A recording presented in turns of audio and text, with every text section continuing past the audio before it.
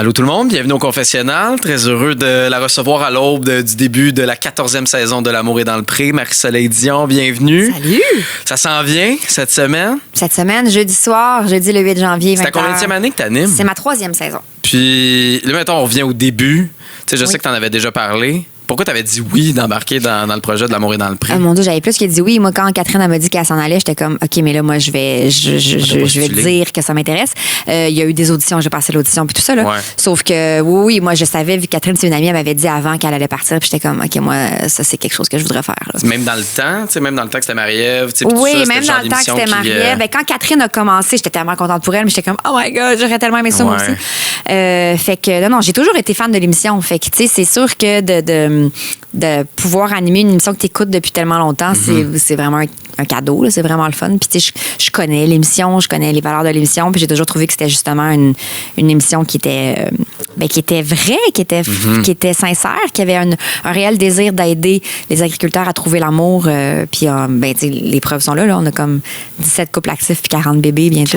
40 bébés en 14 années. Oui, en mars, Sabrina et Mel vont avoir leur bébé, 40e bébé. C'est fou, ça, c'est les deux qui sont tombés en amour. Les deux filles dans la saison 12. Genre, les blind dates au début. J'étais là, moi. J'ai senti, même plus que ça, je dirais que Sab et Mel, Sab était en haut, qui était l'agricultrice Sabrina, puis les prétendants se préparaient en bas. Ouais. Puis avec ma maquilleuse Anaïs, on est allé dire bonjour en bas aux prétendants, tu sais. Puis j'ai vu Mel. Puis tu savais que c'était elle. Puis j'étais comme, mais c'est sa blonde. C'est comme si je regardais Anaïs, ma maquilleuse, Anaïs était comme, ben ils sortent ensemble. Tu sais, ils s'étaient jamais vus, eux autres, là. Mais nous, on était comme, ces deux filles-là sortent ensemble. Puis elle est montée, ils se sont rencontrés, puis c'était comme, c'est comme s'ils sortent ensemble depuis toujours. Mais c'est là que tu vois à quel point, tu sais, c'est vrai, c'est fou, parce que, bon, au Confessionnal, t'as un podcast de télé-réalité, on fait toutes les télé-réalités, on fait OD, on fait Survivor, Big Brother, mais tu sais, c'en est une en soi, parce que L'amour est dans le pré, c'est de la vraie vie. C'est juste, on dirait... J'ai l'impression que la caméra dans les autres téléréalités, c'est comme un personnage du jeu. Oui. Tandis que là, c'est comme si c'était un témoin qui n'est pas supposé être là. C'est vraiment différent. Tu sais, ça fait partie de la catégorie des téléréalités, mais c'est vraiment une autre façon d'aborder la téléréalité. C'est pas du tout la même affaire. Ah non. Évidemment qu'on est moins aussi dans leur intimité. C'est moins intrusif aussi. Tu sais, on est là, évidemment, mais tu sais, on va organiser une date, on va leur demander des questions sur comment ils se sentent, puis tout ça, mais tu sais, on veut jamais les mettre dans des situations inconfortables. En tout cas, des fois, ça peut être inconfortable, mais tu sais, juste de sortir de sa zone de confort, si on veut. Mais jamais on veut les qui se sentent pas bien, qui soient pas fiers d'eux, leur présenter des gens qui ne fitent pas avec eux juste pour le show. Tu sais, c'est vraiment une émission c'est un mot qui est galvaudé, mais c'est sincère. C'est une émission qui est bienveillante. On a vraiment à cœur le bonheur des agriculteurs, puis on veut vraiment leur trouver des prétendants-prétendantes qui marchent avec leurs valeurs, puis qui pourraient sincèrement être un potentiel amoureux à long terme, tu sais. Évidemment que quand on est en ville ou même en banlieue, on n'a aucune idée de la campagne si on n'a pas de la famille qui sont là-bas. Puis encore là, on peut avoir un oncle qui a sa ferme, mais tout le reste de la famille est à la ville, puis il vient, puis c'est mon oncle qui a des vaches, puis tu sais pas plus que ça, tu sais. On a l'impression qu'ils sont...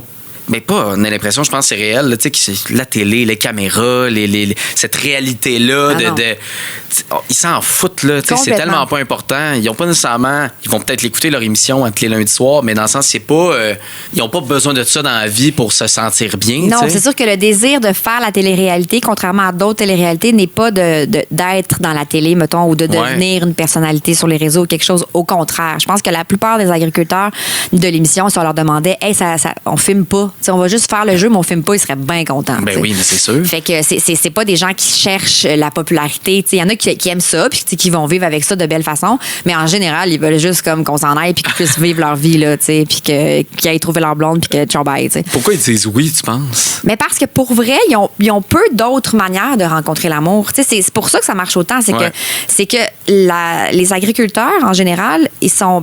évidemment loin des grands centres pour la plupart. Ils sont géographiquement assez loin des grands centres. Puis ils ont des horaires de fou. Ils n'ont pas beaucoup de temps. Ils commencent très tôt, ils peuvent finir très tard. Ils ont très peu de temps où est-ce qu'ils peuvent partir en vacances. C'est dur aussi de rencontrer quelqu'un puis de dire, ouais, moi, je suis pas disponible.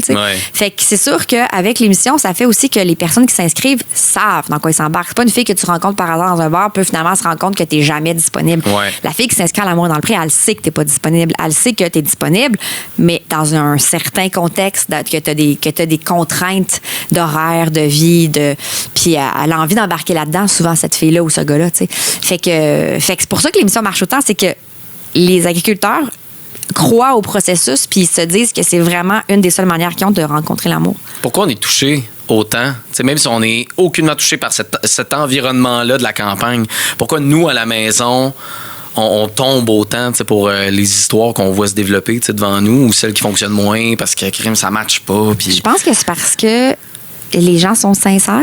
Ouais. Je pense que c'est parce que c'est vrai. Tu sais, je pense qu'en général, les gens, on est capable, on a un radar à bullshit. Ouais. Puis l'amour est dans le pré, il n'y a pas beaucoup de bullshit. Tu sais, les gens sont comme toutes vulnérables, toutes ah mon Dieu, je vis ça, je vis pas ça, je l'aime pas. On a accès vraiment à de réelles personnes qui font de vraies rencontres amoureuses souvent. Fait que je pense qu'on est touché par la vérité, je pense qu'on est touché par l'amour parce que tu sais, que ce soit des agriculteurs ou que ce soit des comptables ou des vedettes, ultimement l'amour c'est l'amour puis ça nous touche.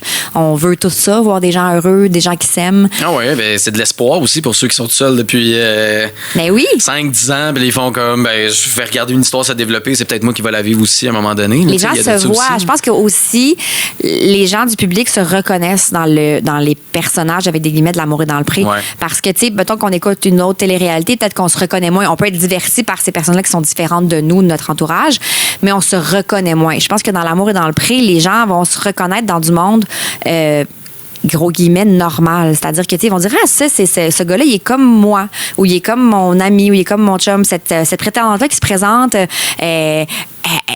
elle me ressemble, elle a des aspirations comme moi, elle cherche l'amour.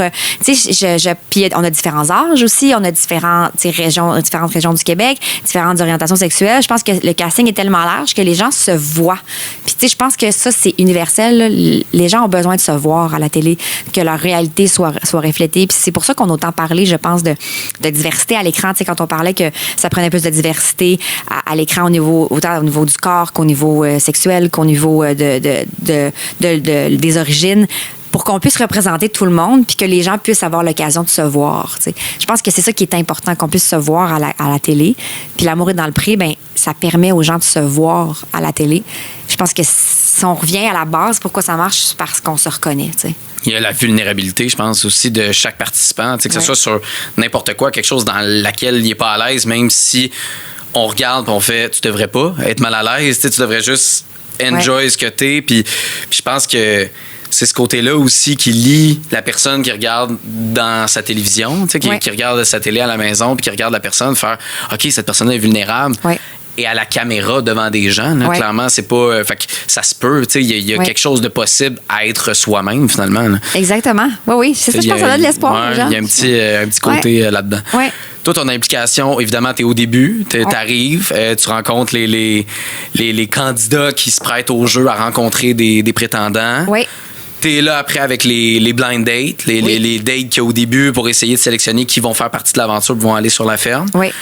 Après, on te voit à la fin, on te voit comme pour les décisions. T'sais. Ben ça change quand même de plus en plus. Depuis 3 ans, depuis que je suis là, on a décidé des fois de faire des petits twists, de jazzer un peu la formule qui était bien établie. Il y a des twists à l'amour et dans le pré. Il y a des twists, exactement. Je suis DJ du temps, en fait. Oui, c'est ça. Mais non, mais tu sais, il y a des petites façons de faire qu'on a changé un peu avec mon arrivée, parce que tant qu'avoir une nouvelle animatrice, on s'est dit on va changer aussi certaines affaires. Mm-hmm. Fait que moi, des fois, je suis là un peu plus. Tu sais, moi, c'est arrivé à plusieurs reprises que je vais mettons la semaine à la ferme, je vais faire mon tour.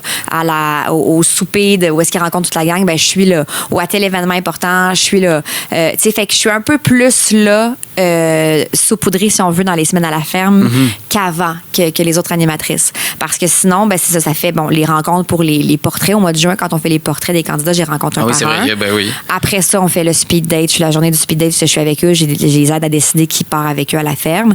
Après ça, pas toutes les fermes, mais souvent, j'ai une petite apparition dans la semaine à la ferme. Puis après ça, là, je les retrouve vraiment plus tard, là, quand c'est le temps de faire une espèce de... En fait, l'événement familial, comme le gros événement. Des fois, je suis là. Ouais. Mais sinon, en fait, c'est qu'il y a toujours on appelle ça un get-together, là. C'est pas un rassemblement des 5 ensemble. Ouais. Soit c'est en début de saison, soit c'est en milieu de saison. Fait que depuis 2 ans, là, c'est en milieu de saison, juste avant d'aller rencontrer ces prétendants, dans le fond, à la ville, qu'on appelle, parce que après la ferme, en général, il reste 2 prétendants ou prétendantes, puis là, il va aller visiter ces personnes-là chez eux pour faire un choix final. Ouais. Donc là, maintenant, je les rencontre comme à ce moment-là pour faire un genre de point sur vous en êtes où, comment vous voyez les prochaines étapes et tout ça. Puis après ça, là, on fait un gros épisode qu'on appelle l'épisode 13, où est-ce que là, c'est au Manoir du Lac-William en janvier, puis là, on revient sur les derniers mois, puis on voit qui est encore ensemble, qui est plus ensemble. On regarde des extraits ensemble de ce qui s'est passé, puis on parle de l'aventure au complet. Puis tu reviens là-dessus. Le entre, comment tu le vis? Parce que, tu sais, je parlais, mettons, avec Alicia pour OD, tu sais, puis elle a un écran, parce qu'évidemment, tout est filmé 24/7 dans cette émission-là. Fait qu'elle a un moniteur en tout temps dans sa chambre, puis elle va regarder. Elle veut tout savoir, elle veut tout regarder. Puis Marie-Mé, c'est un peu la même chose. Elle a un iPad en direct de chez elle, puis elle regarde les caméras. Puis elle veut comme tout voir. C'est cool. Mais là, comment tu fais pour suivre? Parce qu'évidemment, c'est filmé, puis après c'est monté, puis après c'est présenté, tu sais. Toi, c'est où ton implication dans le sens de qu'est-ce que tu vois, qu'est-ce que tu entends, comment tu fais les liens avec tout ça? C'est très différent parce qu'effectivement, nous, ne sont absolument pas filmés en tout temps, puis on veut pas ça non plus. Là, c'est vraiment différent comme processus.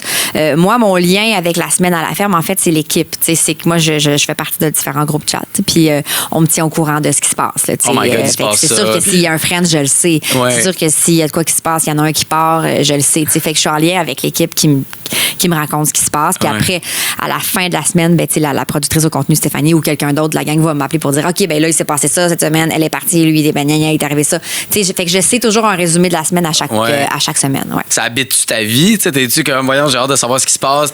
Toi-même, t'es curieuse de vouloir aller là-dedans? C'est sûr. T'as le droit de dire non, là. T'es pas obligé d'être Marie-Mé à vouloir te brosser les dents puis regarder. Non, s'il y avait des caméras, j'y regarderais. C'est sûr que non, moi, c'est sûr que si je faisais la job à Marie-Mé ou à Alicia, j'aurais le iPad. C'est ça. Sûr et certain. Jusque là, il n'existe pas ça. Mais non, mais évidemment. Fait que, tout ce que je peux avoir, c'est les textos avec la prod. Full. Fait que j'en ai. Mais c'est sûr et certain que si je pouvais avoir plus, je le prendrais. Là. Je veux tout savoir. Puis surtout que quand je pars, moi, à la fin du speed date, puis qu'ils en ont choisi 3, ils s'en vont à la ferme. Là, j'ai passé la journée je les ai rencontrés, les filles, les gars, je veux savoir ce qui va arriver. T'sais. C'est ça. Fait que, bien sûr que je pense. Non, mais c'est clair. Tantôt, on parlait de cette bullshit, puis je pense pas qu'il y en a dans ce genre d'émission-là, mais je pense qu'il arrive des fois des moments où tu as des prétendantes qui arrivent dans cette aventure-là, qui viennent de la ville avec ce besoin de vouloir être à la campagne, mais sans savoir l'implication de ça. Effectivement. C'est quoi le danger que des fois quelqu'un de la ville oublie ou ne réalise pas d'aller à la campagne? Je pense que plus les saisons avancent, moins ça arrive. Je pense que ça arrivait plus au début parce que là, veux pas, les gens ils ont écouté l'émission puis ils se sont bien rendus compte de ce que c'est de ce que ça implique. Ils ont vu aussi le après, la famille dans le pré. Ils ont vu la réalité des prétendantes qui sont maintenant en couple avec un agriculteur. On a entendu parler ces filles-là, ces gars-là. Fait que je pense que maintenant, c'est un peu moins idéalisé comme vie. Là. C'est un peu moins genre, je vais arriver là-bas puis je vais comme me promener dans le champ avec une robe, faire des photos. Je pense que les gens voient moins ça de même maintenant. Mais effectivement, qu'entre l'idée qu'on se fait puis la réalité, il peut y avoir un gros gap. Puis ça, les blondes d'agriculteurs ou les chums s'en parlent entre eux aussi. Ça, je le vois là, après de faire, OK, c'est quand même toute une vie à être le partenaire d'un agriculteur ou d'une agricultrice. Fait que, oui, je pense qu'il y en a qui font un saut quand ils arrivent. Je pense qu'il y en a qui se rendent compte que c'est pas le type de vie qu'ils voulaient, mais de moins en moins avec les années parce que de plus en plus, les gens sont préparés à ça.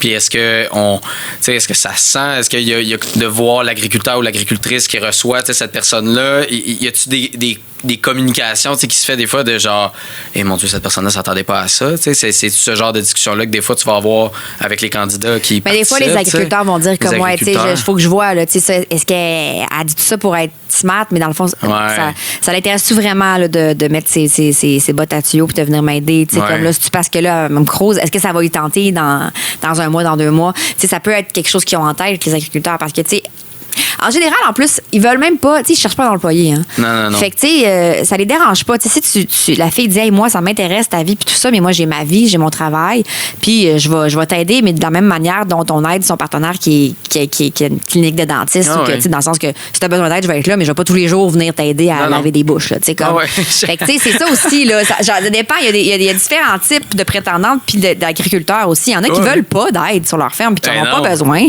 Mais je pense que le point qui revient beaucoup d'années en année, c'est le point d'indépendance. Oui. Tu sais que souvent, ils vont dire, les prétendants, prétendantes qui arrivent vont faire, moi, de toute façon, moi, ça me dérange pas que tu travailles, je suis full indépendante.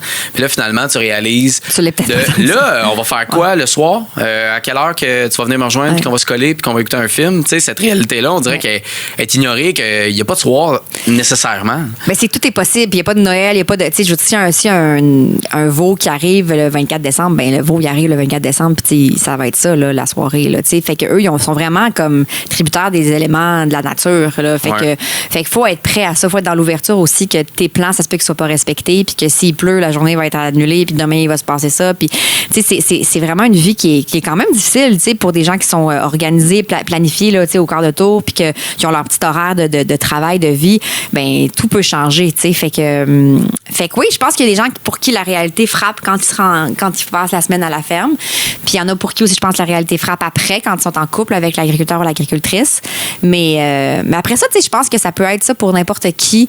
Tu rencontres quelqu'un, tu penses, on peut s'imaginer, j'ai rencontré quelqu'un qui fait du 9 à 5, tout ça, je pense que ça va être cool. Puis là, finalement, tu te rends compte que, ben non, c'est donc bien restrictif, c'est donc bien plate sa vie.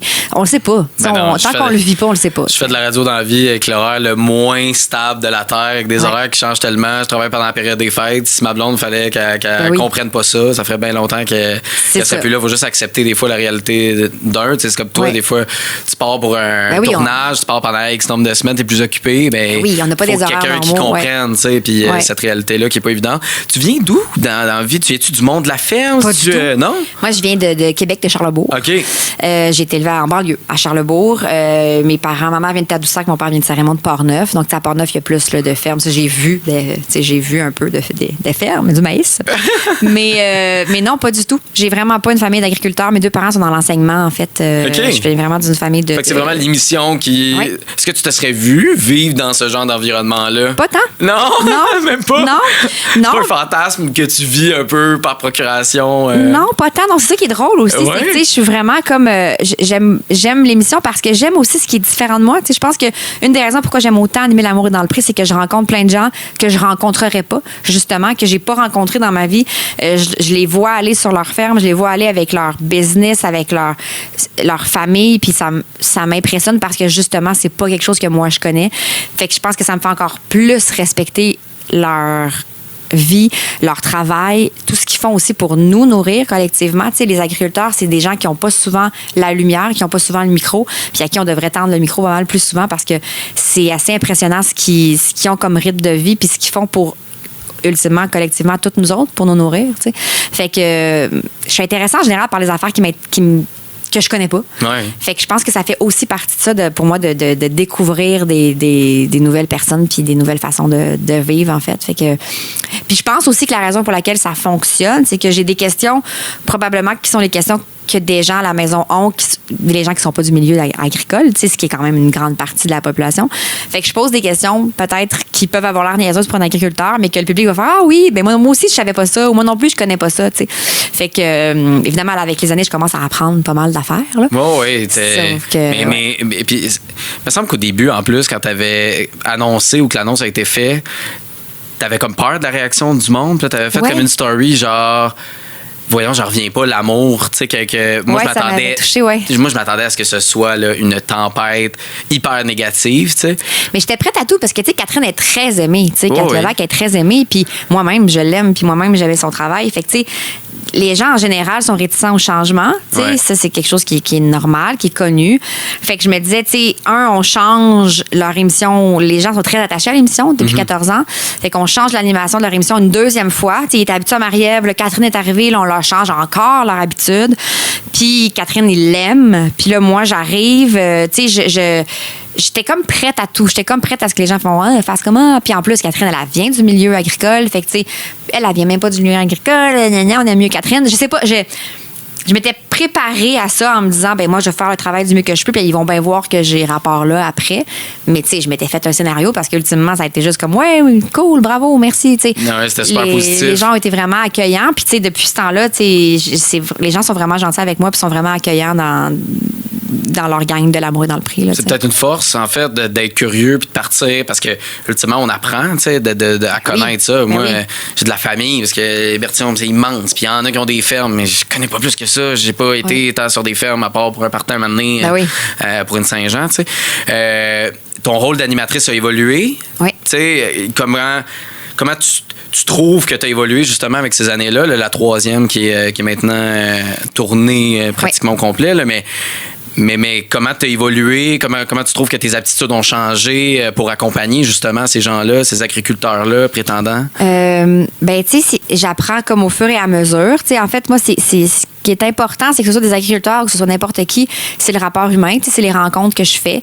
Fait que c'est ça qui me guide, en fait, c'est que chaque jour, quand j'arrive sur le plateau puis que je vais rencontrer des nouvelles personnes, je veux juste que eux se sentent bien. Aller interviewer un agriculteur, c'est pas comme venir t'interviewer toi ou interviewer Sarah-Jeanne Labrosse. Si je te pose une question, tu vas répondre. Si je pose une question à Sarah-Jeanne, elle va se gérer, elle va rapper tout ça puis elle va se dire bye-bye. C'est notre job. Interviewer quelqu'un dont c'est pas le travail puis qui est souvent pas très habitué de parler de ses sentiments puis tout ça, c'est une autre façon de faire une entrevue, puis ça j'apprends ça, mais moi je trouve ça stimulant, je trouve que c'est un défi qui est justement agréable parce que c'est facile de faire une entrevue avec toi, mais le défi, c'est de faire, OK, cette personne-là, elle est un peu gênée, elle n'est pas super à l'aise, ça ne tente pas de parler de ça, elle a de la misère à parler de ses sentiments, puis je vais réussir à ce qu'on ait une belle discussion puis que ça soit le fun. C'est que son histoire est aussi belle. Là. Complètement. Il faut juste l'amener à me la raconter. Fait que, moi, je le vois comme un super beau défi, puis j'essaie de comment je fais ça, c'est que avant qu'on tourne, je m'intéresse à eux, on parle beaucoup, j'arrive un peu plus tôt, on jase, pour que quand les caméras s'allument, on continue la discussion qu'on a commencée depuis qu'on se fait maquiller, depuis qu'on mange, tu sais. Fait que j'essaie vraiment de créer des liens. En fait, je crée des liens avec eux pour qu'ils soient à l'aise, pour qu'ils se sentent bien de me parler quand les caméras sont ouvertes. Puis je veux qu'ils se sentent bien, tu sais. Ultimement, je veux qu'ils soient fiers d'eux, puis qu'ils se sentent bien, puis qu'ils trouvent que ça se passe bien, puis que... Qu'ils apprennent sur eux, qu'ils rencontrent quelqu'un, ultimement. Qu'ils rencontrent quelqu'un. Mais qu'ils apprennent sur eux, puis on a l'impression qu'on le voit beaucoup parce qu'ils sont très confrontés à ce qu'ils sont, mais c'est beaucoup ça, les réalités en général. Mais là, c'est la réalité des fois dans ta face de OK, c'est peut-être pour ça que peut-être j'ai eu de la difficulté avec mes précédentes relations ou quoi que ce soit. Oui. Toi, t'as appris quoi sur toi à animer L'amour est dans le pré, sachant en plus que c'est un monde qui est complètement différent à toi, mais sur toi, Marie-Soleil? Sur moi,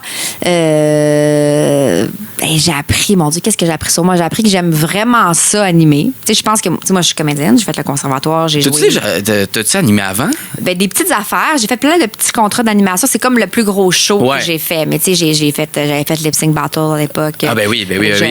J'avais fait des trucs à Canal Vie, là, au docteur. Puis j'ai fait des choses en animation. Mais tu sais, c'est la première émission que je porte au complet, tu sais, qui est comme plus... un plus gros contrat d'animation seul, si on veut. Là. Puis, étant actrice, mettons, je me suis toujours demandé, ça me tente pas. Puis, tu sais, je me rends compte qu'avec L'amour est dans le pré, ce que j'apprends, c'est que j'aime vraiment ça. Tu sais, j'aime vraiment animer, j'aime vraiment aller à la rencontre des gens. Ça m'intéresse sincèrement ce qu'ils ont à dire, qu'est-ce qu'ils vivent, comment ils se sentent, comment qu'on va faire pour que la journée se passe bien. Fait que oui, j'apprends que c'est quelque chose qui m'intéresse plus que je pensais, puis que j'ai envie de développer encore davantage, tu sais, pas d'animer n'importe quoi, mais animer quelque chose qui me fait être en contact puis en lien sincère avec des gens. Oui, tu fais animer avec les gens, là, direct, avec le vrai monde qui sont là, puis je comprends tout à fait. Mettons, on revient au tournage. Oui. Évidemment que c'est des longues journées pour les agriculteurs et agricultrices. Mettons les dates, c'est long. Évidemment, il y a la date en tant que telle, mais il y a le changement. OK, on ramène la date. Si, il y a les confessionnaux. Il y a toutes ces étapes-là. Qui s'occupe de la ferme dans ces journées-là? C'est une bonne question.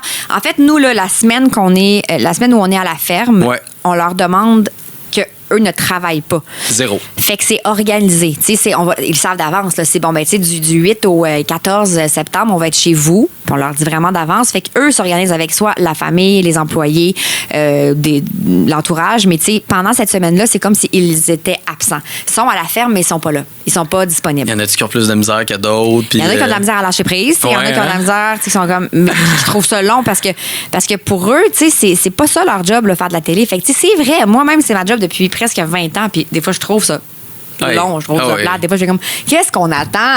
Pourquoi on là, commence il se pas? passe rien, tu sais. Puis je veux dire, ça va faire 20 ans là, que je fais ça. Fait que, fait que pour eux, des fois, c'est de faire...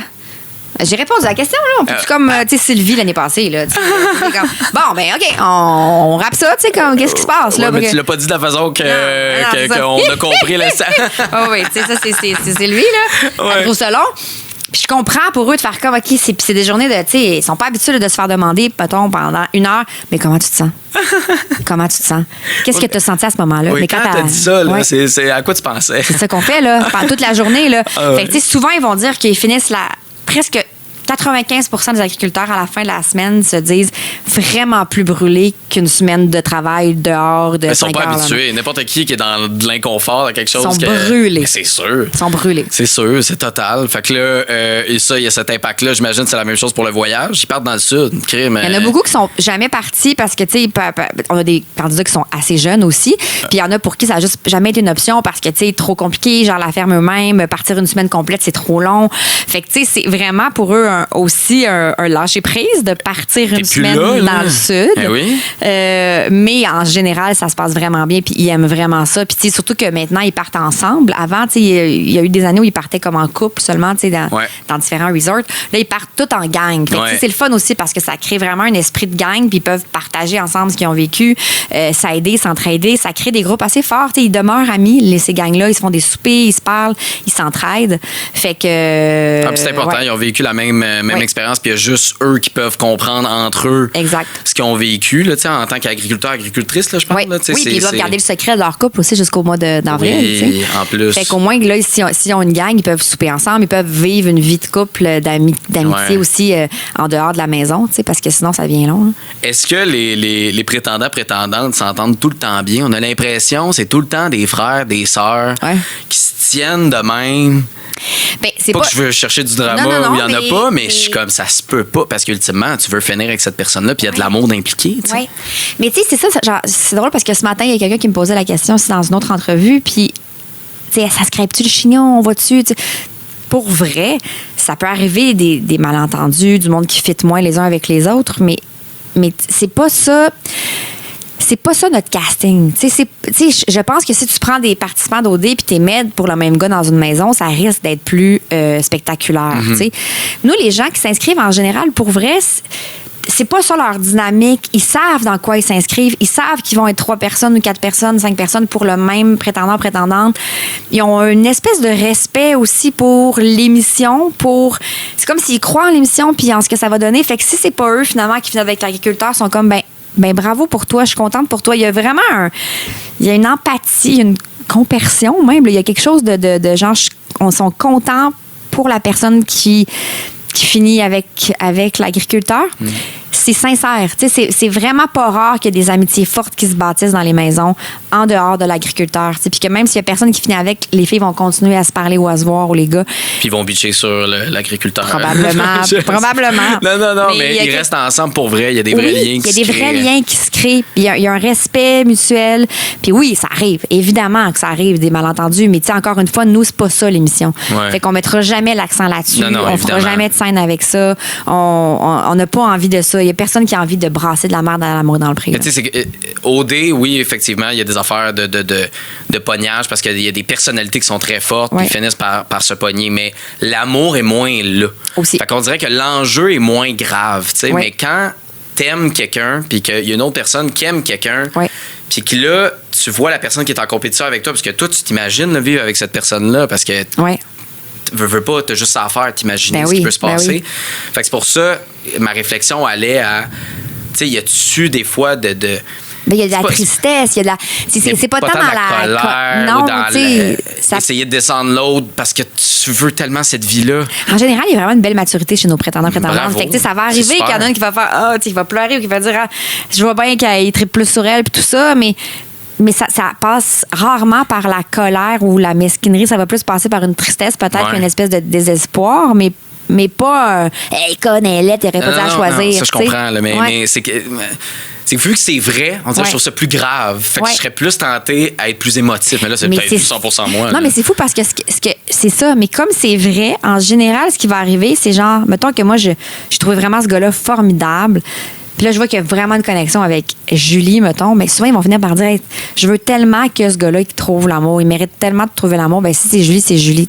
Souvent, ça va passer par ça, par une espèce de, justement, je le trouve tellement cool, puis je veux tellement qu'il soit bien parce que je l'ai trouvé tellement gentil, puis tellement comme, que tant mieux s'il est heureux. Il y a beaucoup ça. Puis il y a de la tristesse, puis là, après, je les vois partir dans leur auto, puis là, c'est comme bye. Puis là, oui. Non, c'est sûr qu'il y a de la tristesse. Terrible, là. Je les vois, je les imagine revenir, puis arrêter genre 3 kilomètres plus tard, pleurer un bon coup, puis revenir à la maison. Là, ça, faire c'est comme, sûr. Il y en c'est a. un attachement, là, évidemment. Là. Oui, il y en a. Puis, tu sais, des appels avec la production après, es-tu correct? Nous, il y a toujours un suivi psychologique aussi. Fait que, bien sûr qu'il y a des gens qui sont tristes. Là, ben oui. Qu'est-ce qu'ils font le soir? Font-tu le party? Qu'est-ce qu'ils font? Ça dépend vraiment des fermes. On a tellement, comme tu sais, un casting diversifié que, tu sais, la ferme la ferme de Nathan, 24 ans, l'île verte avec ses doutes, puis la ferme de Rock, 62 ans. Tu sais, c'est vraiment des... Encore le Rock qui est assez party, là. Mais c'est vraiment différent d'une ferme à l'autre. OK. Fait que c'est vraiment... ils font ce qu'ils veulent. Il n'y a pas vraiment ils ont leur petite routine. Là, ils se font un souper, ils jasent beaucoup, ils lisent des livres, ils font des... Tu sais, c'est vraiment des activités libres. C'est-tu payant, tu penses, pour le show, tu sais, qu'on voit rien de ça, dans le sens qu'ils se laissent vraiment... C'est-tu comme un genre de bout de... Ils se laissent à être eux-mêmes à 100%? Penses-tu qu'il y a comme quelque chose qui est très utile? Je pense que oui. Je pense qu'il y a quelque chose d'utile dans l'optique où nous, dans l'amour et dans le prix, ce qu'on veut, c'est former des couples. Il y a quelque chose, je pense, d'utile dans le fait de ne pas être en représentation ou de ne pas être en lien avec l'équipe ou de ne pas être devant les caméras. Tu vois vraiment... on fait le souper, il y en a une qui fait plus le souper, il y en a une qui est plus maternelle. Tu la vois agir dans sa vraie vie, comment elle agit. Des fois, ça va arriver qu'ils vont nous dire, ben, à passer la soirée sur le divan, à checker son sel, c'est pas vrai parce qu'ils n'ont pas de sel, à passer la soirée sur le divan, à lire un livre pendant que nous, on ramassait. Tu vois, ça me gosse un peu comme attitude dans une vie. Ça va fait que tu la vois un peu agir pas devant les caméras ou pas en représentation. Fait que je pense que des fois, il y a des trucs qui vont ressortir, qui vont plaire ou déplaire, justement. Puis ça, c'est important de voir comment la personne est parce qu'on veut ultimement qu'ils soient amoureux, puis qu'il se passe de quoi de vrai. Mais maintenant, depuis 3 ans, depuis que je suis là, on a une caméra maison, ce qu'il n'y avait pas avant. Fait que, oui, il y a des scènes que vous voyez. Ben non, mais c'est pas. Peut-être que dans le montage, ça paraît pas différemment tant que ça, mais tu sais, il y a souvent, c'est Alice, là, qui est à la maison avec eux, pas 24/7, là, mais tu sais, qui est les moments qu'on n'avait pas avant, les soirs ou les retours de tournage, elle est là avec eux. Fait qu'il y a certaines scènes auxquelles on n'avait pas accès avant. Des espèces de débriefs d'activités, dates ou ces affaires-là. Elle est avec eux à la maison. Je comprends. Mais non, mais c'est full utile. De toute façon, le lendemain matin, ils finissent par revenir souvent sur s'il y a des éléments majeurs qui se sont passés dans une soirée. Oui, bien sûr. Genre, je me sais plus qui exactement, mais qui est allé rejoindre. Josua. Oui, c'est ça. Fait que là, ça crée un gros drame, mais ultimement, on le sait. Fait qu'on est capable de comprendre le reste de l'histoire. Mais là, je veux qu'on parle de cette saison. Oui. Présente-nous les agriculteurs. On a Simon, 24 ans, c'est Marc sur Richelieu. Simon, c'est un petit gars vraiment à son affaire, organisé. C'est un gars qui a fait les cadets longtemps. Il a repris sa ferme, il a rénové sa maison. C'est un petit gars vraiment drette. Puis en même temps, super souriant, super rieur. Il a vraiment un rire contagieux. Il a vraiment besoin de rire, de rigoler. Ça devient comme un petit gars quand il rit. C'est comme si c'était un monsieur puis un petit gars en même temps. Il a 24. Il a 24. Il est un petit monsieur. Ben, non, mais tu sais, pas monsieur, mais tu sais, bien organisé. Mais... Moi, à 24, je pas cette. Non, lui, il a une rigueur. Là, je comprends. Mais souvent, nos candidats, nos agriculteurs, c'est des gars et des filles qui sont plus rigoureuses. Ils sont matures à 12 ans. Oui, c'est ça. Fait que lui, super attachant, vraiment le fun. Il y a 3 candidates vraiment des super belles filles brillantes. Après ça, on a Tommy, 39 ans. Il a eu 40 ans pendant qu'on tournait. Tommy, un beau grand gars, beau grand cowboy un peu, là, tu sais. Il est une ferme western? Non, lui, il est avec les grandes cultures, puis il travaille aussi en construction. C'est un gars qui a 2 ados, pré-ado, très proche de ses gars, très proche de sa famille, de ses sœurs.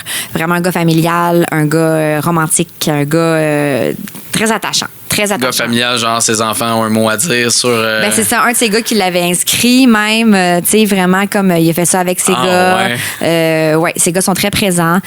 Puis il est très attachant, vraiment le fun. Une belle courbe de saison, il se passe beaucoup de choses pour lui. Des vraiment super prétendantes aussi. Tu sais, c'est ça. Lui, il a eu beaucoup d'inscriptions. Tu sais, c'est un beau gars de 40 ans. Puis tu sais, moi j'ai 41, puis je vois mes amis autour de moi. Là, je pense que c'est dur de trouver des beaux gars de 40 ans célibataires qui ont envie de s'engager, qui sont tripants. Puis qui cherche pas une fille de 21, là. Fait que tu sais, je pense que lui, il a eu là, beaucoup de filles entre 35 et 40 qui ont fait comme, oh my God, il existe, ce gars-là, t'sais. Fait qu'on a eu beaucoup d'inscriptions. OK. Après ça, Nathan, 24 ans, l'île verte. Lui, Nathan, il cherche un chum. Fait que super belle ferme. C'est 5 prétendants pour le speed date, là, 5 gars. Vraiment intéressant, vraiment le fun. J'ai eu des super belles discussions avec chacun d'eux. C'était tough en choisir 3. C'était tough en choisir 3. Vraiment, il y a eu des bons candidats. Ouais. Puis une belle semaine aussi, des belles discussions. C'est vraiment c'est vraiment un gars le fun. Nathan, c'est un gars qui est trippant, qui est très présent sur les réseaux sociaux. Lui, il a un compte Instagram, TikTok. Là, c'est rare qu'on voit. Nat Farmer. Oui. Ouais, lui, il parle de sa ferme, de sa vie. Puis ça a commencé pendant le confinement. Je pense qu'il s'est vraiment mis à faire des vidéos. Puis il explique la vie, genre. Ouais, de ferme. De farmer, puis il y a du monde en France qui le suivent. On a eu des Français qui sont inscrits même. Ouais. Fait que ça. Après ça, il y a Ariane, elle est à Honfleur, 24 ans. Elle cherche un cow-boy. Fait que, tu sais, j'ai jamais vu autant de moustaches, de chapeaux et de bottes de cow-boy de ma vie. Le jour de son speed date. Elle a dit qu'elle arrive en cheval? Non, elle aime bien les pick-up. OK. Fait que, ça fait.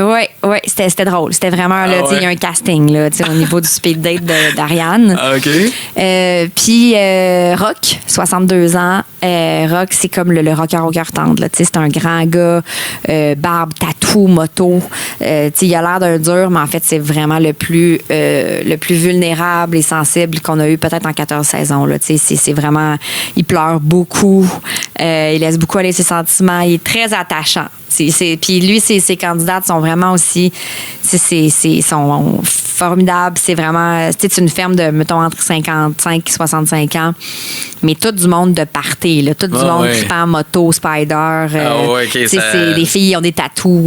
C'est vraiment comme une gang de party. Soir, ils sont plus de party, mettons, que Simon ou qu'Ariane. Oui, je comprends. OK, parfait. Ben, écoute, ça nous donne une bonne idée. Mais tu sais, t'es rentré ici, puis avant même qu'on commence le podcast, t'as dit que c'était une grosse saison. Qu'est-ce que tu peux nous dire sur la saison août, là, évidemment, les agriculteurs que tu nous as présentés? Je peux vous dire que c'est une saison qui est vraiment... qui tout au long continue à évoluer. T'sais, il se passe des choses importantes jusqu'à la fin.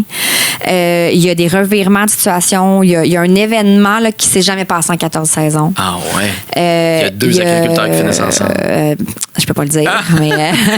Mais tu sais, il y a des coups de foudre. Il y a des couples.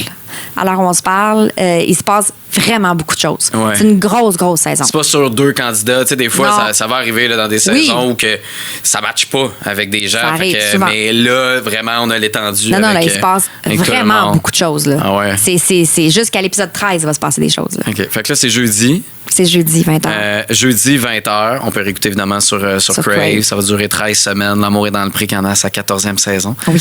C'est Marie-Soleil Dion qui va l'animer pour une 3e année. Avec bonheur. Marie-Soleil, merci d'être venue au confessionnal. Merci à toi. Bonne saison. Merci.